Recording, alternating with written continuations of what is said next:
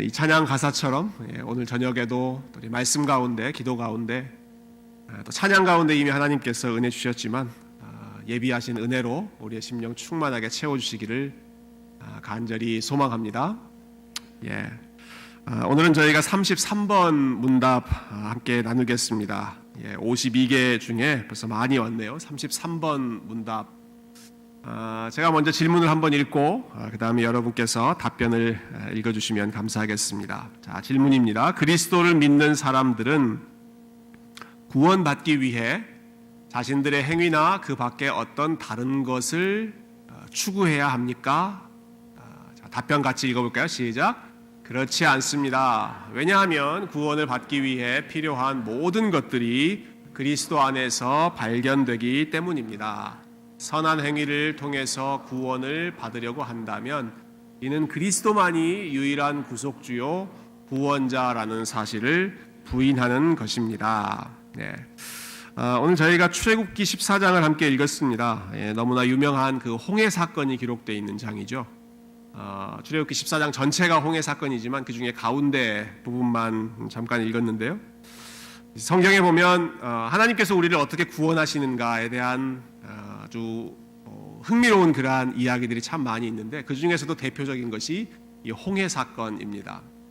이 사건이 얼마나 중요한 장면인지 사도 바울이 구약 성도들이 어떻게 구원받았는지를 이야기할 때 대표적으로 꼽았던 사건이 이 홍해 사건이죠. 우리의 조상들이 모세의 지도하에 바다를 건너고 그곳에서 함께 다 한 마음으로 세례를 받았다. 구름과 바다 가운데에서 우리의 조상들이 세례를 받았다. 이렇게 이야기할 정도로 하나님을 믿고 구원받는 그 대표적인 사건, 세례의 예표가 되는 그런 사건으로 홍해 사건을 이야기할 정도로 이 사건이 굉장히 의미 있는 중요한 사건입니다. 그래서 이 내용을 통해서 우리가 지금 교리문답을 통해서 쭉 보고 있는 이 구원과 관련된 주제, 특별히 하나님께서 그 백성을 어떻게 구원하시는지 이 주제를 오늘 본문을 통해서 좀 하나씩 살펴보면 좋겠는데요.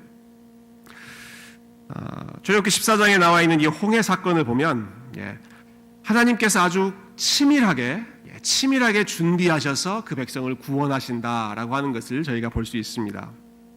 이 홍해 사건의 전체 디렉터라고 할까요? 총 감독이 하나님이셨다라고 하는 사실이죠. 1절과 2절 그 14장 시작되는 부분이 이렇게 나옵니다. 여호와께서 모세에게 말씀하여 이르시되 이스라엘 자손에게 명령하여 돌이켜 바다와 믹돌 사이에 비하히롯 앞 곧 바알스본 맞은편 바닷가에 장막을 치게 하라. 지금 이 상황은 10가지 재앙 다 끝나고 이집트를 빠져나와서 이들이 드디어 자유의 몸이 된 상황이죠. 그리고 하나님께서 약속하신 땅으로 지금 막 출발한 그런 시점입니다. 엑소더스, 탈출했으니까 이제 그들 앞에 놓여있는 과업이라고 할 수 있는 것은 하루속히 빨리 달려서 약속의 땅에 도착하는 것, 그것이 이스라엘 백성들이 해야 할 일입니다. 그런데 하나님께서 그렇게 빨리 이들을 인도하지 않으시고 일종의 디투어라고 할까요? 그들의 길을 우회시켜서 돌아가게 하시는 모습이 나옵니다.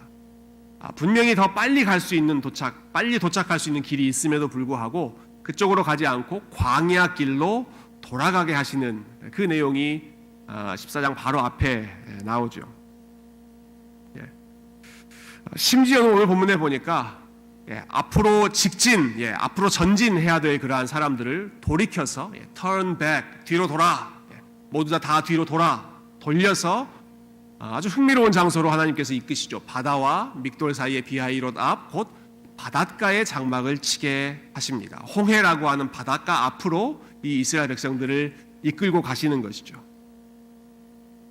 그렇게 지시하신 의도, 왜 그렇게 하셨을까? 그 내용이 바로 뒤에 이어지는 3절과 4절에 나오는데요. 제가 한 번 더 읽어보죠. 바로가 이스라엘 자손에 대하여 말하기를 이렇게 하면 바로가 이렇게 말할 것이다 라는 겁니다. 바로가 이스라엘 자손에 대하여 말하기를 그들이 그 땅에서 멀리 떠나 광야에 갇힌 바 되었다 하리라. 내가 바로의 마음을 완악하게 한즉 바로가 그들의 뒤를 따르리니 내가 그와 그의 온 군대로 말미암아 영광을 얻어 애굽 사람들이 나를 여호와인 줄 알게 하리라 하심에 무리가 그대로 행하니라. 예, 하나님께서 이스라엘 백성들을 곧바로 가나안 땅으로 끌고 가시는 것이 아니라 광야의 길을 돌아가게 하시고 심지어는 홍해라고 하는 더 건널 수 없는 진퇴양난의 상황으로 이끌게 하신 이유는 이렇게 하면 바로가 이스라엘 백성들을 쫓아갈 그러한 마음을 다시 품게 될 것이다 라고 하는 것입니다. 열 번째 재앙, 첫째 아들을 다 잃어버린 아주 정신없는 사건으로 이 바로 왕 또 이집트 사람들이 지금 다 정신이 혼미한 상황에서 이스라엘 백성들을 해방시키지 않았습니까? 근데 이들이 정신을 차리고 보니까 이스라엘 백성들이 멀리 가지 못하고 아직도 광야에 갇혀 있고 더군다나 홍해라고 하는 그 장벽에 가로막혀서 더 진전하지 못하고 있다라고 한다면 빨리 군대를 전열해서 바로가 이 백성들을 뒤쫓아 올 것이다. 내가 그렇게 하겠다라고 지금 하나님 말씀하시는 거죠. 내가 그렇게 하겠다.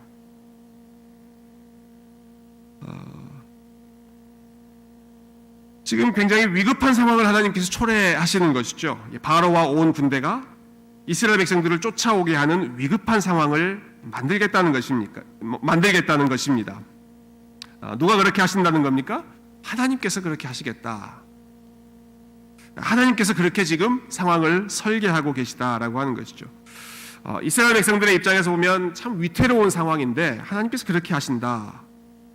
아니 하나님께서 그 고난 가운데 있던 이스라엘 백성들을 끄집어내실 때는 언제고 또 다시 이 백성들이 위험한 가운데 빠지게 돼서 바로의 군대가 그들을 쫓아와서 그들의 생명이 위태로운 상황으로 이렇게 몰고 가시는 하나님의 속셈, 하나님의 의도가 도대체 무엇일까? 그 부분을 우리가 좀 질문을 가지면서 이 홍해 사건의 나머지 내용들을 살펴봤으면 좋겠습니다. 자, 지금 이 상황대로 드디어 이집트의 군대가 홍해 앞까지 쫓아옵니다. 이스라엘 백성들은 두려움과 공포에 사로잡힙니다. 그리고 모세를 원망하기 시작합니다. 우리가 조금 전에 읽었지만 그들이 원망하는 말은 항상 똑같았습니다. 이럴 거면 왜 우리를 광야로 빼냈느냐? 우리가 차라리 이집트에 살 때가 훨씬 더 편했는데 왜 굳이 거기서 잘 살고 있는 우리를 해방시켜서 이 고생을 하게 하느냐? 광야에서 죽게 하느냐? 이런 원망을 하죠. 그때 모세가 입을 열고 하나님을 향한 믿음을 고백하고 믿음을 선포하는데요. 우리 13절과 14절 앞에 있는 내용 한번 같이 우리 큰 목소리로 한번 읽어볼까요? 시작. 모세가 백성에게 이르되 너희는 두려워하지 말고 가만히 서서 여호와께서 오늘 너희를 위하여 행하시는 구원을 보라. 너희가 오늘 본 애굽 사람을 영원히 다시 보지 아니하리라. 여호와께서 너희를 위하여 싸우시리니 너희는 가만히 있을지니라. 아멘. 자, 모세가 이스라엘 백성들에게 어떻게 하라고 지시했습니까? 뭘 하라고? 어떻게 하라고 합니까? 뭘 하라는 게 아니라 아무것도 하지 말라라는 거죠. Do something이 아니라 do nothing. 아무것도 하지 말고 가만히 있어라. 가만히 서서 하나님께서 어떻게 일하시는지 너희들은 그냥 지켜만 봐라 라고 하죠. 가만히 서서 여호와께서 일하시는 것을 서서 보기만 하라는 것입니다. 왜냐하면 이토록 위급한 상황에서 왜 가만히 있습니까? 하나님께서 그들을 위해서 친히 싸울 것이기 때문에 이 싸움은 너희가 싸울 것이 아니고 하나님이 어떻게 싸우시는지 가만히 지켜봐라. 자, 모세가 말한 대로 드디어 이제 하나님께서 그 백성을 위해서 싸우기 시작하십니다. 그 싸우시는 장면이 아주 흥미롭게 묘사되어 있는데요. 19절에 보니까 여러분 이 상황을 한번 그림으로 좀 그려보시면서 보시면 좋겠습니다. 이스라엘 진 앞에 가던 하나님의 사자가 그들의 뒤로 옮겨가매 구름 기둥도 앞에서 그 뒤로 옮겨 애굽 진과 이스라엘 진 사이에 이르러 서니 저쪽에는 구름과 흑암이 있고 이쪽에는 밤이 밝음으로 밤새도록 저쪽이 이쪽에 가까이 못하였더라. 여러분 이스라엘 백성들이 출애굽하고 나서 혼자 이동하지 않았습니다. 스스로 이동하지 않았습니다. 이 19절 말씀 보니까 이스라엘 진 앞에 가던 하나님의 사자가 있었습니다. 하나님의 사자라고 하는 아주 특별한 존재가 이스라엘 백성들이 가는 그 길을 먼저 앞에 가서 인도했던 거죠. 이 하나님의 사자가 영어로는 The Angel of God, 하나님의 천사 정도로만 번역되어 있지만 사실은 그냥 천사 정도로만 보기에는 굉장히 특별한 아주 신비로운 존재가 이 여호와의 사자입니다. 출애굽기의 여러 곳곳에 보면 이 여호와의 사자라고 하는 분은 분명히 하나님의 심부름꾼, 하나님께서 맡기신 일을 대행하시는 그러한 에이전트 같은 분이신데, 또 어떤 경우는 이 여호와의 사자가 하나님처럼 영광을 받으시기도 하고 경배를 받으시기도 하는, 그래서 굉장히 좀 신비스러운, 단순한 천사보다는 훨씬 더 뛰어난 그러한 분이신데요. 그래서 많은 학자들은 아마 예수님께서 성육신 하시기 전에 이따금씩 구약 성경의 구약의 백성들에게 나오실 때 이 여호와의 사자의 모습으로 나오시지 않았겠느냐, 그렇게 설명하는 그러한 내용들도 있습니다. 우리가 100% 확실하게 단정할 수는 없겠지만 저는 충분히 좀 그렇게 볼 수 있는 그러한 여지가 있다고 생각하는데요. 중요한 것은 하나님께서 그 이스라엘 백성들의 앞에서 가시다가 지금 보면 바로의 군대가 쫓아오니까 그들의 뒤로, 이 여호와의 사자가 그들의 뒤로 옮겨가서 구름 기둥도 앞에 있다가 그 뒤로 옮겨가서 쫓아오는 바로의 군대와 지금 홍해 앞에 어쩔 줄 모르고 있는 이스라엘 백성들 사이에 방어막이 되어주시는 거죠. 그 사이를 가로막고 저쪽 군대가 더 가까이 못하도록 계속 그 이스라엘 백성들을 지켜주고 버텨주는 그러한 모습을 19절 말씀에서 그려주고 있습니다. 길을 막고 더 가까이 오지 못하도록 계속 보호하고 있는 것이죠. 자, 그와 동시에 그렇게 한편으로는 쫓아오는 군대를 블로킹하고 있으면서 21절에 보니까 드디어 하나님께서 아주 유명한 홍해를 여시는 그러한 능력을 보여주시죠. 우리 한번 이 말씀 같이 한번 읽어볼까요? 시작. 모세가 바다 위로 손을 내밀매 여호와께서 큰 동풍이 밤새도록 바닷물을 물러가게 하시니 물이 갈라져 바다가 마른 땅이 된지라. 이스라엘 자손이 바다 가운데를 육지로 걸어가고 물은 그들의 좌우에 벽이 되니. 여기도 보면 하나님께서 큰 동풍을 부셔서 밤새도록 바닷물을 물러가게 하셨다라고 나와 있습니다. 그냥 말씀 한마디로 물러나게 하실 수도 있겠지만 밤새도록 일하시면서 그 백성들을 위해서 밤새도록 수고하시면서 도우시는 그러한 모습을 더 구체적으로 생생하게 그려놓고 있는 것이죠. 밤새도록 동풍이 불어서 바닷물이 다 물러가고 맨 바닥이 드러나게 하고 재밌게도 물이 하나씩 둘씩 좌우에 물이 벽이 되었다라고 표현하고 있죠. 물이 벽처럼 쌓여서 마른 땅이 드러나고 옆에는 물이 벽처럼 쌓여서 아마 그 투명한 벽으로 뭐 물고기 다니고 하는 것들도 다 보이지 않았을까, 좀 그런 상상을 좀 해봤는데요. 일종의 거대한 아쿠아리움 같은, 여러분 아쿠아리움, 조지 아쿠아리움 가보셨습니까? 여기 보면 투명한 벽 안으로 우리가 들어가서 마치 우리가 바다 안에 있는 것처럼 그런 느낌을 들게 하는 그런 장소가 있지 않습니까? 혹시 아쿠아리움 앞으로 누군가 만드셔서 이름을 붙인다면 레드씨 아쿠아리움 이런 거 하나 붙여도 좋을 것 같아요. 레드씨 아쿠아리움. 장사가 좀 잘 되지 않을까, 크리스천은 다 한 번씩 오지 않을까 하는 생각을 해보는데요. 여러분 그 현장에 계셨다면 어떤 느낌이시겠어요? 자, 물이 옆에 벽으로 쌓여 있습니다. 물고기도 막 보이고 마른 땅은 드러나고, 자, 모세가 돌격 앞으로, 자, 바다 건너편으로 걸어가자, 빨리 달려가자 이렇게 명령을 했을 때 어떤 사람은 아주 신이 나서 달려간 사람도 있을 것이고, 또 어떤 사람은 참 조마조마하는 마음으로 이게 언제 무너져서 이 물이 합쳐지지 않을까 하는 그런 두려운 마음으로 쭈뼛쭈뼛 그 안으로 들어가는 사람도 있지 않았을까 싶습니다. 어찌됐든 간에 어떤 마음으로 갔든지 간에 분명한 사실은 그것을 담대한 마음으로 걸어갔든 아니면 두렵고 떨리는 마음으로 걸어갔든지 건너간 사람은 다 살고 죽음을 보지 않고 구원을 받았다라고 하는 사실이죠. 건너간 사람은, 함께 그곳을 건너간 사람은 다 하나님께서 구원하셨다. 그리고 나서 우리가 잘 알듯이 이스라엘 백성들이 모두 건넌 후에 이집트 군대가 그 안으로 들어왔고, 하나님께서는 벽처럼 쌓여있던 물을 다시 합치셔서 이집트의 말과 병거, 그들이 자랑하던 그것들이 모두 다 침몰하도록 그들을 향하여서 큰 승리를 하나님께서 거두셨습니다. 제가 이 출애굽기 14장 말씀을 오늘 본문으로 좀 정한 이유는, 이 본문에 보면 처음부터 끝까지 모든 것이 하나님이 시작하시고 하나님이 진행하시고 하나님께서 끝내시고 처음부터 끝까지 다 하나님이 행하시는 일, 그것을 가장 잘 보여주는 본문이 이 출애굽기 14장이기 때문에 그렇습니다.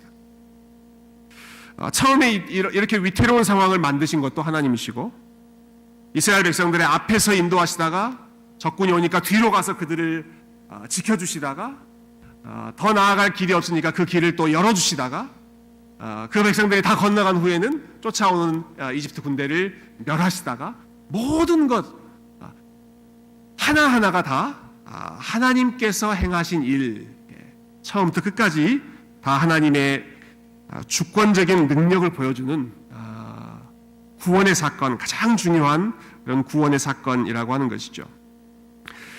하나님께서 이렇게 하신 목적이 무엇입니까? 구원하시는 목적, 우리가 18절 말씀을 한번 볼까요? 제가 14장 18절 말씀 보면 하나님께서 이렇게 하시는 목적을 선포하고 있습니다. 내가 바로와 그의 병거와 마병으로 말미암아 영광을 얻을 때야 애굽 사람들이 나를 여호와인 줄 알리라. 그러니까 이 상황은 하나님께서 친히 영광을 거두시기 위해서 계획하고 계시는 상황이고, 그리고 이스라엘 백성들만이 아니라 이집트 사람들도, 모든 사람들이 하나님이 여호와이시다, 하나님이 진짜 하나님이시다라고 하는 것을 눈으로 보고 인정하도록 하기 위해서 하나님께서 이토록 위태로운 상황도 만드셨다가, 그곳에서 하나님이 주권적으로 구원도 베푸셨다가 하셨다라고 하는 것이죠. 하나님이 어떤 분이신지를 알리기 위해서, 하나님이 하나님이라는 사실을 보여주기 위해서, 그래서 결국은 하나님만 찬양을 받게 하시기 위해서 때로는 이스라엘 백성들을 광야길로 돌아가게 하시기도 하고, 때로는 이스라엘 백성들이 홍해 앞에서 더 나아가지 못하는 진퇴양난의 위태로운 상황 가운데에도 하나님께서 몰아가셨다가 그곳에서 큰 구원을 이루심으로 하나님은 진짜 하나님이시구나, 하나님이 진짜 구원자이시구나 라고 하는 것을 만천하에 보여주시겠다라는 것이죠. 저와 여러분의 구원 역시 마찬가지입니다. 우리의 구원이 전 과정이 처음부터 끝까지 하나님이 계획하시고 하나님이 실행하시고 하나님이 마무리하심으로써 그 모든 과정을 통하여 결국 하나님의 이름만 높임받도록 하시는 것, 그것이 저와 여러분을 구원하는 하나님의 방법이고 하나님의 지혜인 줄로 믿습니다. 다른 사람 또 다른 수단이 영광을 받는 것이 아니라 하나님만 영광을 받으시게 하기 위해서, 하나님이 더 크게 드러나기 위한 그러한 상황을 하나님께서 허락하신다는 거죠. 오늘 본문에서 이스라엘 백성들에게 요구하신 것, 아까도 말씀드렸지만 너희는 가만히 있어라 라는 것이었습니다. 뭘 더 하려고 하지 말고 내가 어떻게 너희를 구원하는지를 가만히 서서 보기만 해라. 내가 너희를 위해서 싸우는 것을, 너희를 위해서 보호하고 너희의 길을 인도하는 것을, 바닷물을 메마르게 하고 또 광야길 가운데 시내를 허락하고 이러한 하나님의 주권적인 역사를 보기만 해라 라고 하는 것이죠. 물론 이 본문에서 이스라엘 백성들이 했던 행동이 딱 한 가지 있었습니다. 그것은 갈라져 있는 홍해 사이로 건너간 그 일이었죠. 반대편으로 걸어간 것, 그것은 이스라엘 백성들이 했던 행동이라고 볼 수 있겠습니다만은, 그렇지만 우리가 그 행동을 두고 그래도 이스라엘 백성들이 이 홍해 사건에 뭔가 기여한 부분, 도움을 준 부분이 있었구나, 이렇게 말할 수 있을까요? 그래도 이스라엘 백성들이 뭔가 자기 역할을 했네, 지나가기는 그들이 지나갔구나, 여러분 그렇게 말할 수 있겠습니까? 여러분, 이스라엘 백성들이 그 땅을 걸어간 행위는 하나님께서 행하신 모든 것을 인정하고 자신의 것으로 취하는, 자신의 것으로 누리는 그러한 행동이었습니다. 그들은 자기를 쫓아오는 이집트 군대에 맞서서 싸우지도 않았습니다. 자기들이 건너갈 수 없는 그러한 홍해 앞에서 물이 열리도록 혹은 그 홍해를 헤엄치려고 시도하지도 않았습니다. 그 모든 것은 다 하나님이 하신 것이고, 그들이 그 땅을 걸어간 것, 지나간 것은 하나님이 이루어 놓으신 구원을 자기의 것으로 appropriate 한, 자기의 것으로 그것을 누리는 역할, 그것이 이들이 보여주었던 땅을 건너가는 행동이라는 것이죠. 저는 이것이 우리가 구원받는 데 있어서 믿음이 하는 역할과 가장 흡사한 그러한 모습이지 않을까 생각합니다. 여러분, 우리가 스스로를 구원할 수 없는 무력한 상태에 있기 때문에 하나님께서 저와 여러분을 구원하시기로 계획하시고, 그 일을 이루시기 위해서 예수님을 보내셔서 예수님께서 대신 싸우게 하시고 대신 모든 것을 이루게 하시고, 도저히 건너갈 수 없는 구원의 바다였기 때문에 하나님께서 그것을 쫙 갈라주셔서 그것을 건너갈 수 있도록 모든 것을 행하시고, 우리는 하나님이 이것을 다 이루셨구나, 이것을 우리의 믿음으로 취하는 것이죠. 그래서 그 강을 건너므로써 하나님이 약속한 땅, 구원의 자리로 인정하는 것, 다시 말해서 우리의 무능력함을 인정하고 하나님께서 다 하셨다는 사실을 높이고 받아들이는 것, 이것이 믿음의 가장 중요한 핵심인 줄로 믿습니다. 믿음의 핵심은 우리가 할 수 없다는 것을 인정하고 하나님이 다 하셨다는 것을 인정하는 것. 여러분, 이 그림, 이 홍해 사건을 우리가 생각하면서, 그리고 여기에 나오는 이 구원의 원리를 기억하면서 오늘 문답의 내용을 한번 다시 좀 돌아보면 좋겠는데요. 우리가 예수 그리스도를 믿는 것 이외에 또 다른 것, 어떤 것을 추가할 수 있습니까? 추가해야 됩니까? 라고 하는 것이 오늘 질문의 핵심이죠. 거기에 대한 답은 그렇지 않습니다 라는 것입니다. 그렇지 않습니다. 왜냐하면 구원을 받기 위해 필요한 모든 것들이 그리스도 안에서 발견되기 때문입니다.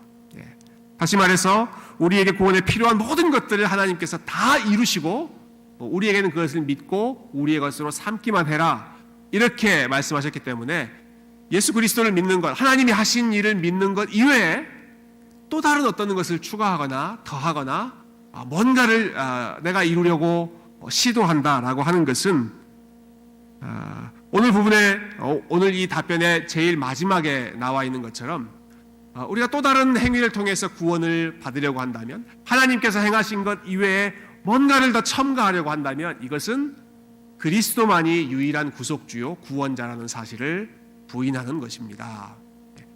하나님이 다 이루셨는데 그래도 사람이 염치가 있지, 우리가 그래도 조금 그래도 더 손을 거들여야 되지 않겠어? 조금이라도 더 보태야 되지 않겠어? 라고 우리가 생각한다면, 그것은 그 분량이 아무리 적은 분량이라고 하더라도 하나님께서 행해 놓으신 것이 완전하지 않고 뭔가 부족하다라고 하는 것을 함의하는 그런 행동이 되기 때문에, 아무리 작은 것이라고 하더라도 하나님이 구원하시는 것 이외에 우리가 무언가를 추가할 수 없다라는 것이죠.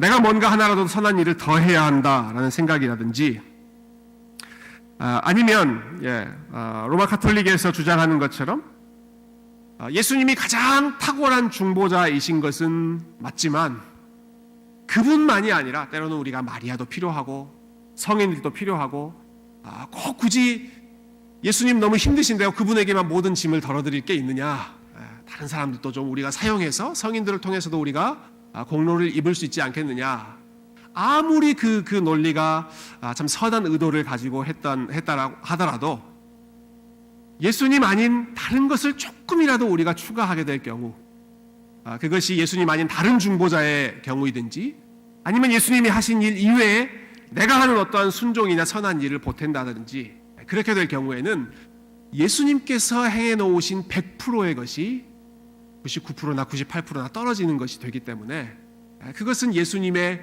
사역이 충분하다, 완벽히 주님께서 다 해놓으셨다라고 하는 것을 깎아먹는, 부인해버리는 그러한 잘못이 된다라고 하는 사실입니다. 십자가상에서 예수님께서 하신 말씀, It is finished, 내가 다 이루었다라고 하는 말씀을 약화시키는 셈이 되기 때문에 우리는 예수님이 하신 것 이외에 그 어떤 것도 더 추가할 수 없다라는 것이죠. 이 홍해 사건에서 하나님께서 모든 일을 어떤 다른 사람과 협력해서 하는 것이 아니라 혼자서 주권적으로 하신 것은 그 모든 구원의 영광을 하나님께서 홀로 받고 하나님께서 높임 받으시기 위해서인데, 우리가 그 하나님께만 돌려야 할 영광을 다른 어떤 사람이나 혹은 나 자신이나 그 어떤 것과도 그것을 공유하지 않는 것이 100% 하나님께만 모든 크레딧, 모든 영광을 돌려드리는 것이 하나님께서 가장 원하시고 하나님께서 우리에게 원하시기는 그러한 반응이다. 우리가 이 사실을 기억함으로써 다른 것에 영광을 돌리거나 혹은 우리의 것을 내세우거나 하지 않고 하나님이 이루신 것을 더 충만하게 우리가 누리고 하나님께 더 온전한 영광을 올려드릴 수 있는 그러한 순수한 믿음을 저와 여러분이 소유하고 그 믿음에 따라 우리 하나님과 동행하며 살 수 있었으면 좋겠습니다. 한 가지만 더 우리 같이 나누고 오늘 같이 기도했으면 좋겠는데요. 여러분, 홍해 사건은 이처럼 우리의 구원에 있어서 절대적인 역할을 하시는 하나님을 높이는 역할, 하나님을 높이도록 가르칠 뿐만 아니라 우리의 실제적인 삶에 있어서도 바로 이 하나님만을 의지하면서 살아가자라고 하는 실천적인 가르침을 저와 여러분에게 주고 있습니다. 이 홍해 사건을 통해서 이스라엘 백성들이 배운 것은 이것입니다. 그 당시에 최고의 힘, 최고의 어떤 도움, 최고의 능력이라고 할 수 있는 이집트의 군대, 이집트의 말과 병거들도 하나님 앞에서는 아무것도 아니다라고 하는 사실을 그들이 아주 생생하게 배운 것이죠. 하나님 앞에서는 제 아무리 바로라고 하더라도, 제 아무리 이집트의 병거, 마병이라고 하더라도 하나님 앞에서는 아무것도 아니다. 그러니까 무엇을 두려워하고 무엇을 의지하면서 살아야 되겠습니까? 이집트의 말과 병거가 아니라 하나님을 바라보고 하나님을 의지하면서 살아라. 하나님만이 유일한 도움이다 라고 하는 것을 이 사건을 통해서 기억하며 하나님 더 의지하게 만드는 것이 이 홍해 사건의 실천적인 의미겠죠. 그런데 이스라엘 백성들이 그렇게 하지를 못했습니다. 어려운 일이 있으면, 또 자기 나라가 위태로워지거나 여러 가지 현실적인 도움이 급해지면 이스라엘 백성들이 제일 먼저 생각했던 게 이집트, 애굽의 병거와 마병이었습니다. 왜냐하면 그것이 제일 실질적으로 도움을 줄 수 있는 현실적인 도움처럼 보였기 때문에 그런 것이죠. 그래서 매번 어려운 일이 있을 때마다 이집트를 기웃거리는 그 이스라엘 백성들의 모습에 화가 나신 하나님께서 한 번은 이사야 선지자를 통해서 아주 엄중하게 경고하시는 말씀을 볼 수가 있습니다. 우리가 이사야 31장에 보면 31장 1절부터 3절까지 말씀에 이스라엘 백성들을 정신 차리게 하는 그런 말씀인데요. 한번 같이 이 말씀 마지막으로 한번 읽어볼까요? 시작. 도움을 구하러 애굽으로 내려가는 자들은 화 있을진저, 그들은 말을 의지하여 병거의 많음과 마병의 심히 강함을 의지하고 이스라엘의 거룩하신 이를 앙모하지 아니하며 여호와를 구하지 아니하나니 애굽은 사람이요 신이 아니며 그들의 말들은 육체요 영이 아니라 여호와께서 그의 손을 펴시면 돕는 자도 넘어지며 도움을 받는 자도 엎드러져서 다 함께 멸망하리라. 아멘. 이렇게 경고하신 배후에는 이집트의 군대로 찾아가지 말아라. 그리 가지 말고 나한테 와서 나한테 구해라. 이집트가 아무리 힘이 있는 것처럼 보여도, 이집트의 말과 병거가 아무리 큰 도움이 될 것처럼 보여도 그들은 결국 사람에 불과하고 육체에 불과하고 신이 아니지 않느냐. 내가 어떻게 그들을 멸했는지 너희들이 똑똑히 보지 않았느냐. 홍해 사건을 통해서 너희들이 듣지 않았느냐. 그런데 왜 어려움이 있을 때마다 그리 가고 그것이 더 큰 도움을 줄 것처럼 그렇게 생각하느냐? 거기가 아니라 번지수를 제대로 찾아라. 이집트가 아니라 나에게 와라. 나에게 와라. 그들에게 가면 그들을 돕는 자들도 함께 망하고 함께 쓰러질 수밖에 없지만 너희들이 나에게 오면 내가 이집트 군대를 물리쳤던 것처럼 내가 홍해를 갈랐던 것처럼 너희들이 갈 길 내가 열어줄 테니까 다른 곳을 기웃거리지 말고 하나님에게 나아오고 홍해를 가르셨던 그 능력의 하나님께 나아오고 자기 백성을 보호하시기 위해서 밤새도록 싸우시면서 그 백성들을 보호하시는 그 하나님께로 나와서 그 하나님께 부르짖어라. 주의 이름을 부르는 자들에게 하나님께 함께 하신다. 다른 곳이 아니라 하나님께로 나아가는 그러한 믿음을 우리는 홍해 사건을 통해서 다시 한번 배워야 되겠죠. 사랑하는 성도 여러분, 여러분 어디에 지금 서 계십니까? 혹시 여러분 앞에 혹 하나님께서 여러분의 걸음을 곧장 가나안 땅으로 가지 않게 하시고 광야를 조금 헤매게 하신다거나 아니면 참 건너가지 못할 정도로 막막한 홍해 앞으로 여러분의 걸음을 지금 인도하고 계신다면 지금 이 시간이 우리가 하나님께 믿음으로 나아가고 하나님께서 우리에게 어떠한 길을 열어주시는지 그리고 그 과정을 통해서 하나님께서 어떤 영광을 받으시는지 사람의 도움이 아니라 세상의 도움이 아니라 하나님만 우리의 유일한 도움이라는 사실을 가장 분명하게 체험하고 확인할 수 있는 그러한 믿음의 기회인 줄로 믿습니다. 너희는 가만히 있어 내가 여호와됨을 알지어다. 저와 여러분이 이 말씀에 이 부르심에 다시 한번 귀를 기울이고 우리가 함께 기도하는 것은 사실 우리가 할 수 있는 모든 것을 내려놓고 하나님 앞에서 가만히 있는 최고의 믿음의 행동이죠. 우리가 할 수 있는 것, 우리가 바둥거리는 것을 다 내려놓고 하나님만 이 문제를 도우실 수 있습니다. 그것을 인정하는 최고의 믿음의 행위가 오늘 저녁 저와 여러분이 하는 이 기도의 시간인 줄로 믿습니다. 우리 하나님의 능력을 기대하는 마음으로 더 간절히 하나님 앞에 나아가시는 아틀란타 세교회 성도님들 다 되시기를 주님의 이름으로 축원드립니다. 함께 기도하겠습니다.